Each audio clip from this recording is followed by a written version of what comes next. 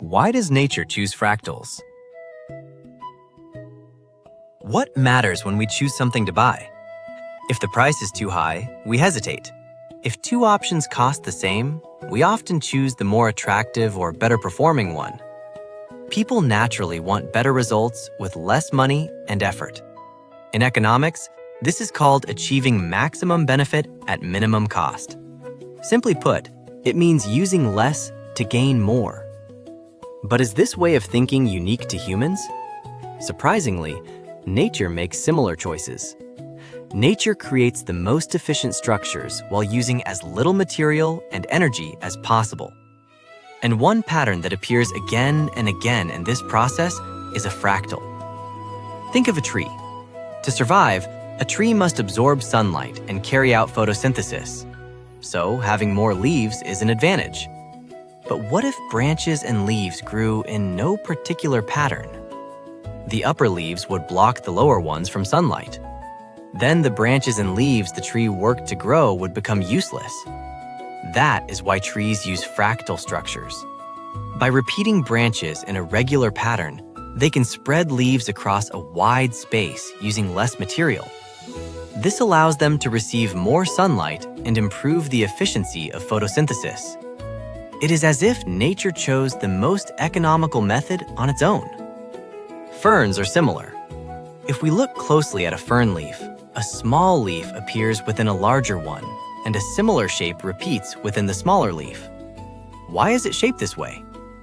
If a plant had to store every detail of a complex shape in its genes, it would require an enormous amount of information.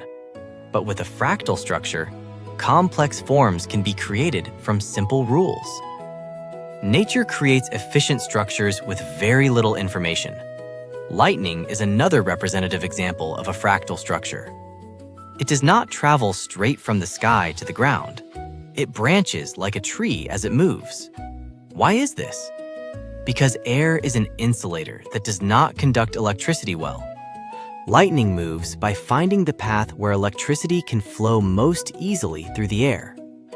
But because moisture and ions in the air are unevenly distributed, it keeps seeking the direction of least resistance and branches as it moves. As a result, a complex fractal pattern appears. Scientists explain this phenomenon through diffusion-limited aggregation. Randomly moving particles stick together, forming branching structures. Snowflakes, mineral crystals, blood vessels, and river networks are all formed in this way. Simple rules repeat to create forms of remarkable complexity and beauty. Nature constantly seeks efficiency. It creates the most stable and effective structures with the least material and energy. As a result, fractal structures appear. Could the very small and the very large resemble each other? What if the invisible world of atoms and the vast universe shared similar structures? Nature has a layered structure. Tiny atoms come together to form matter. Matter gathers to create living things and planets. Countless stars and planets then form galaxies.